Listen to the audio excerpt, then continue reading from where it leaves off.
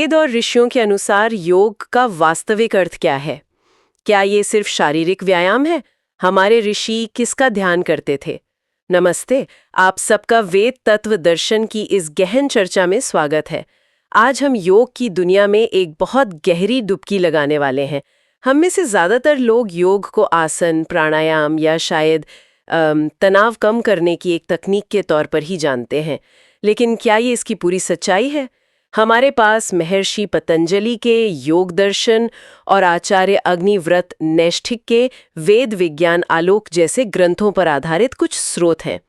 और ये स्रोत एक चौंकाने वाली तस्वीर पेश करते हैं। ये कहते हैं कि योग सिर्फ एक जीवन शैली नहीं, बल्कि ब्रह्मांड के सूक्ष्मतम भौतिक विज्ञान, सृष्टि विज्ञान और चेतना के विज्ञान का एक अत्यंत उन्नत शास्त्र है। बिल्कुल। और आज हम यही समझने की कोशिश करेंगे कि कैसे योग की ये प्रक्रिया असल में ब्रह्मांड की उत्पत्ति के क्रम को उलटने की, यानी एक तरह से कॉस्मिक रिवर्स इंजीनियरिंग की वैज्ञानिक विधि है। कॉस्मिक रिवर्स इंजीनियरिंग, वाह! वो ऊर्जा की तरंगे कैसे हैं और समाधि की अवस्था में एक योगी ब्रह्मांड के किन रहस्यों का अपनी चेतना में ही साक्षात्कार कर लेता है। चलिए इसे खोलते हैं। तो मेरा सबसे पहला सवाल तो यही है कि इसकी जरूरत क्या है? मोक्ष या समाधि पाने के लिए सृष्टि के इतने गहरे रहस्यों को, इस पूरी कॉस्मोलॉजी को जानना जरूरी क्यों है? हम बस शांति से ध्यान लगाकर बैठ क्यों नहीं सकते? ये सवाल ही आप कह सकती हैं कि पूरी चर्चा का आधार है। देखिए, योग दर्शन का अंतिम लक्ष्य है कैवल्य। कैवल्य? हाँ, कैवल्य, जिसका मतलब है आत्मा का प्रकृति यानी इस जड़ जगत के बंधन से पूरी तरह से मुक्त हो जाना। लेकिन तर्क बहुत सीधा है। जिस बंधन से मुक्त होना है, अगर हम उस बंधन के स्वरूप को, उसकी बनावट को ही नहीं जानेंगे तो मुक्ति मिलेगी कैसे? अच्छा, मतलब पहले दुश्मन को जानना होगा? बिल्कुल। आचार्य अग्निव्रत तो यहां तक कहते हैं कि सृष्टि विज्ञान का ज्ञान समाधि की अनिवार्य पूर्व शर्त है। ये कुछ ऐसा है जैसे आप एक बहुत ही जटिल मशीन को ठीक करना चाहते हैं, लेकिन आपके पास उसका ब्लूप्रिंट ही नहीं है। तो आप अंदाजे से कुछ भी करते रहेंगे? हाँ, लेकिन मशीन ठीक नहीं होगी। ठीक है, तो ये ब्लूप्रिंट क्या है, ये बंधन क्या है, और सृष्टि का वो कौन सा क्रम है जिसे एक योगी को समझना होता है? वैदिक विज्ञान के अनुसार इस ब्रह्मांड के मूल में 3 अनादि सत्ताएं हैं। अनादि मतलब जो हमेशा से हैं? हाँ, जिन्हें किसी ने बनाया नहीं। पहली, ईश्वर या परमात्मा, जो निमित्त कारण है, मतलब एफिशिएंट कॉज। वो चेतना जो जड़ प्रकृति में पहला कंपन पैदा करती है। ओके। दूसरी है जीव यानी आत्मा, जो चेतन भोक्ता है, जिसके अनुभव के लिए ये पूरी सृष्टि बनी है। और तीसरी है प्रकृति यानी मूल पदार्थ, मटीरियल कॉज, जो सृष्टि बनने से पहले साम्यावस्था में होती है। साम्यावस्था यानी परफेक्ट बैलेंस में? बिल्कुल। तो ईश्वर, आत्मा और पदार्थ, अब इनसे सृष्टि का निर्माण कैसे होता है? वो क्रम क्या है? ये क्रम बहुत दिलचस्प है। इसे एक कॉस्मोलॉजिकल कैस्केड यानी एक ब्रह्मांडीय झरने की तरह समझ सकते हैं। सबसे पहले ईश्वर की प्रेरणा से प्रकृति में एक स्पंदन होता है, एक पहला कंपन। इसे ओम रश्मि कहा गया है। ओम रश्मि, तो ये ब्रह्मांड की फंडामेंटल फ्रीक्वेंसी हुई है ना? एकदम सही, लेकिन ये कोई अंधी घटना नहीं, बल्कि एक चेतन स्पंदन है। अच्छा। इस पहले स्पंदन से पैदा होता है महत्तत्व। इसे आप ब्रह्मांड की बुद्धि या कॉस्मिक इंटेलिजेंस कह सकते हैं। ये वो क्षेत्र है जहां ब्रह्मांड के सारे नियम, सारे सिद्धांत पहले से मौजूद हैं। एक मिनट, मतलब ये यूनिवर्स का ऑपरेटिंग सिस्टम है? वाह, क्या बात कही है। हाँ, एक तरह से यही है, यूनिवर्स का ऑपरेटिंग सिस्टम। और इसके बाद आता है अहंकार। अब ये हमारा वाला ईगो नहीं है। ये वो सिद्धांत है जो पदार्थ को अलग अलग अस्तित्व और पहचान देता है, जैसे मास और चार्ज की पहचान। मतलब ये हर कण को एक मैंपन देता है? हाँ, एक आइडेंटिटी देता है। इसके बाद बनते हैं तन्मात्रा। तन्मात्रा, ये शब्द स्पर्श, रूप, रस, गंध की सूक्ष्म ऊर्जा तरंगे हैं। आप इन्हें क्वांटम फील्ड समझ सकती हैं। और अंत में इन्हीं तन्मात्रों के जुड़ने से बनते हैं पंच महाभूत, आकाश, वायु, अग्नि, जल और पृथ्वी। बिल्कुल, यानी वो स्थूल पदार्थ जिसे हम देख सकते हैं, छू सकते हैं। तो ये पूरी यात्रा है, एक मूल स्पंदन से लेकर इस ठोस दुनिया के बनने तक की। यहाँ ये वाकई दिलचस्प हो जाता है।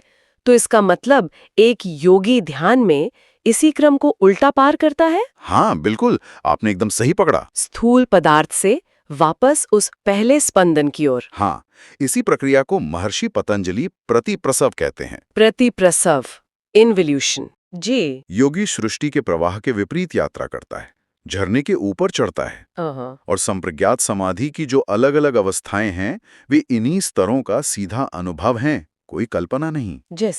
जैसे वितर्कानुगत समाधि में योगी स्थूल भूतों यानी अणु परमाणुओं की संरचना का प्रत्यक्ष ज्ञान प्राप्त कर लेता है। एक मिनट, आप ये कह रहे हैं कि उस अवस्था में योगी को एटम और मॉलिक्यूल अपने चेतना में ही दिखने लगते हैं, उसे किसी इलेक्ट्रॉन माइक्रोस्कोप की जरूरत नहीं पड़ती? बिल्कुल नहीं, वो चेतना के स्तर पर ही पदार्थ के कण-कण का विज्ञान जान लेता है। और इसके आगे? इसके अगले स्तर विचारानुगत समाधि में वह और सूक्ष्म स्तर पर जाता है और तन्मात्रों को देखता है, मतलब ऊर्जा या वैदिक रश्मियों को।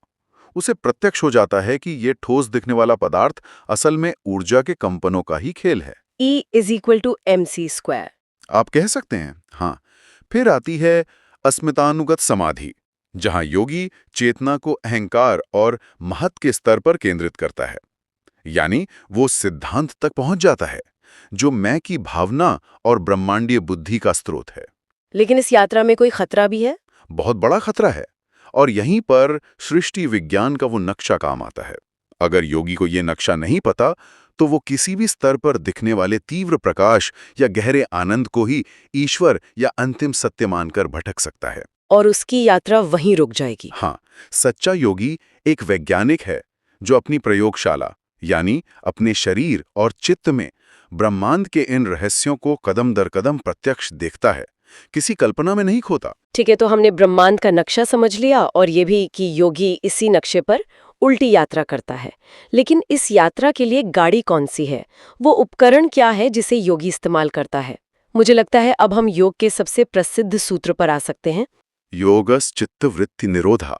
हाँ, इसका आम मतलब तो है मन के विचारों को रोकना, लेकिन इस वैज्ञानिक संदर्भ में इसका क्या मतलब है? इसका अर्थ बहुत बहुत गहरा है। पहले चित्त को समझिए।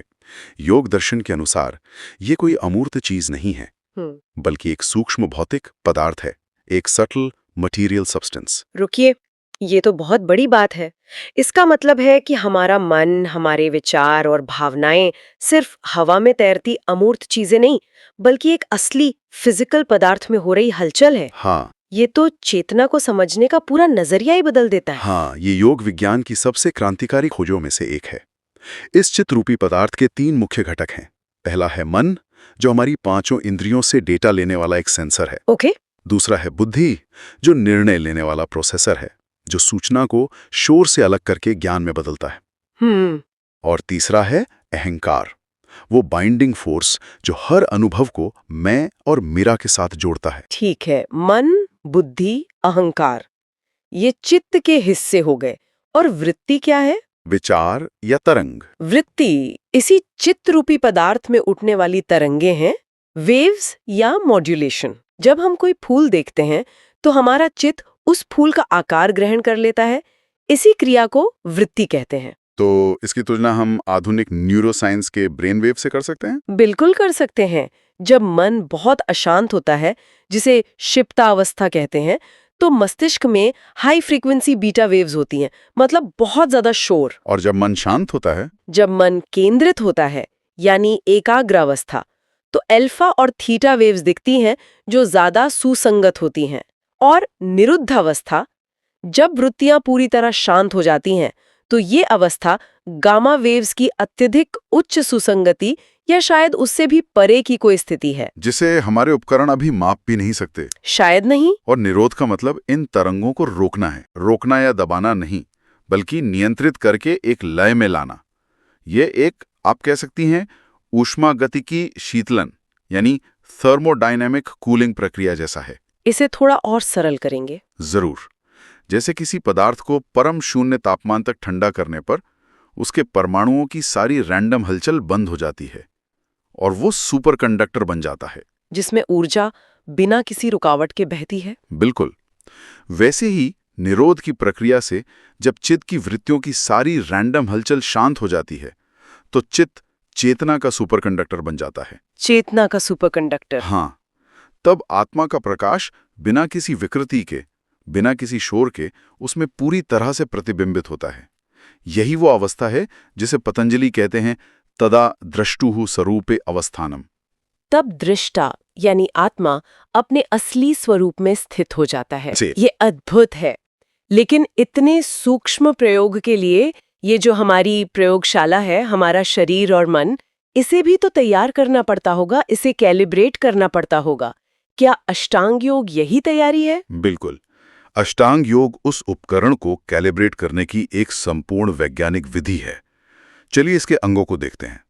पहले दो हैं यम और नियम। सत्य, अहिंसा, अस्तेय। हाँ, ये हमें नैतिक उपदेश लग सकते हैं, लेकिन असल में ये सामाजिक और व्यक्तिगत एंट्रोपी का प्रबंधन है। एंट्रोपी यानी अव्यवस्था, इसका क्या मतलब हुआ? जब कोई व्यक्ति झूठ बोलता है या हिंसा करता है, तो उसके मस्तिष्क में एक संघर्ष पैदा होता है, एक कॉग्निटिव डिसोनेंस। ये संघर्ष बहुत ज्यादा मानसिक ऊर्जा बर्बाद करता है। अच्छा। यम और नियम का पालन इन ऊर्जा के लीकेज को बंद कर देता है, ताकि सारी ऊर्जा ध्यान की गहरी अवस्थाओं के लिए संरक्षित हो सके। तो ये अपनी मानसिक ऊर्जा को बचाने का एक तरीका है। हाँ, और आसन, ये तो सिर्फ शरीर को मजबूत बनाने के लिए नहीं होगा। नहीं, आसन केवल व्यायाम नहीं, बल्कि शरीर की ज्यामिति, उसकी ज्योमेट्री को पृथ्वी की चुंबकीय और गुरुत्वाकर्षण रेखाओं के साथ संरेखित करना है। अलाइन करना है। अलाइन करना है। हाँ। पतंजलि कहते हैं स्थिर सुखमासनम। जब शरीर बिना हिले डुले सुखपूर्वक एक स्थिति में स्थिर हो जाता है, तो नर्वस सिस्टम में पैदा होने वाला जो शोर है वो कम हो जाता है। अरे वाह! तो जब पतंजलि स्थिर सुखम कहते हैं, तो उनका मतलब सिर्फ आराम से बैठना नहीं था, बल्कि शरीर को एक ऐसे एंटीना की तरह बनाना था जो बाहरी शोर को कम करके अंदर के सिग्नल को पकड़ सके। ये तो कमाल की बात है। हाँ, और इसी तरह प्राणायाम है। ये सिर्फ सांस लेने छोड़ने का व्यायाम नहीं, ये प्राण का नियंत्रण है। और प्राण सिर्फ ऑक्सीजन नहीं है। बिल्कुल नहीं, ये वो मौलिक ब्रह्मांडीय बल है, कॉस्मिक फोर्स, जो परमाणुओं को भी एक साथ बांधे रखता है। प्राणायाम से हम अपने शरीर की बायो एनर्जी को ब्रह्मांड की ऊर्जा के साथ लयबद्ध करते हैं। और प्रत्याहार, इसका क्या वैज्ञानिक आधार है? प्रत्याहार चेतना को इंद्रियों से पूरी तरह अलग करने की प्रक्रिया है। आधुनिक विज्ञान इसे सेंसरी डेप्रिवेशन कह सकता है। जैसे फ्लोटेशन टैंक में होता है। हाँ, बिल्कुल वैसा ही। जब मस्तिष्क को बाहर से कोई डेटा मिलना बंद हो जाता है, तो वो अपनी सारी प्रोसेसिंग पावर को अंदर की ओर मोड़ देता है। प्रयोगशाला को बाहरी दुनिया से पूरी तरह सील करने जैसा। एकदम सही, ताकि आंतरिक प्रयोग बिना किसी हस्तक्षेप के हो सकें। तो ये 5 अंग प्रयोगशाला को तैयार करने के लिए हो गए। अब आते हैं अंतिम 3 अंगों पर, धारणा, ध्यान और समाधि। इन्हें मिलाकर संयम कहा जाता है। हाँ, ये असली प्रयोग है। हाँ, ये तीनों एकाग्रता की तीव्रता के अलग अलग स्तर हैं। धारणा का मतलब है कंसंट्रेशन, यानी चित्त को एक जगह पर बांधना, जैसे एक लेंस सूर्य की किरणों को एक बिंदु पर फोकस करता है। ध्यान यानी मेडिटेशन तब होता है जब उस बिंदु पर ज्ञान का प्रवाह तेल की धारा की तरह अटूट हो जाता है। तेल की धारा की तरह। हाँ, यहाँ देखने वाले और देखी जाने वाली वस्तु के बीच एक निरंतर रेजोनेंस स्थापित हो जाता है। न्यूरोसाइंस में इस अवस्था को गामा सिंक्रोनी से जोड़ा जाता है, जहां मस्तिष्क के अलग अलग हिस्से एक साथ एक ही लय में काम करने लगते हैं। और समाधि, ध्यान और समाधि में अंतिम छलांग क्या है? समाधि यानी फ्यूजन या विलय। पतंजलि कहते हैं तदेवार्थ मात्र निर्भासम स्वरूप शून्यमेव समाधि। इसका अर्थ? जब ध्यान इतना गहरा हो जाए कि केवल वस्तु का अर्थ ही बचे और चित्त का अपना स्वरूप यानी मैं देख रहा हूं का भाव भी शून्य हो जाए, वह समाधि है। मतलब द्वैत ही खत्म हो गया। हाँ, यह क्वांटम भौतिकी के ऑब्जर्वर इफेक्ट का चरम है, जहां देखने वाला सिस्टम के साथ इतना एक हो जाता है कि द्वैत ही समाप्त हो जाता है। इस अवस्था में ऊर्जा का वय शून्य हो जाता है। ये चेतना की यात्रा के बहुत गहरे स्तर हैं। तो जब कोई योगी इस संयम को सिद्ध कर लेता है, तो इस यात्रा का अंतिम पड़ाव क्या है? हाँ, अब आपने समाधि के प्रकारों का भी जिक्र किया था। हाँ, ये एक चरणबद्ध यात्रा है। पहली मुख्य अवस्था संप्रज्ञात समाधि है। इसे सबीज समाधि भी कहते हैं, क्योंकि इसमें कोई न कोई आलंबन या बीज रहता है। कोई सहारा। हाँ, जैसे जैसे ये आलंबन सूक्ष्म होता जाता है, योगी सृष्टि के उन स्तरों को भेदता चला जाता है जिनकी हमने शुरू में बात की थी, कण भौतिकी से क्वांटम फील्ड्स तक। और फिर चेतना के मूल तक। और इसके बाद क्या होता है?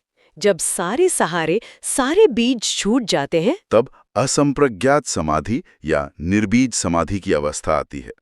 यहाँ कोई आलंबन नहीं रहता, केवल पिछले जन्मों के सूक्ष्म संस्कार शेष रहते हैं। यह पूर्ण शून्यता नहीं है। नहीं, ये पूर्ण जागरूकता यानी प्योर अवेयरनेस की स्थिति है। इसके बाद आती है धर्ममेघ समाधि।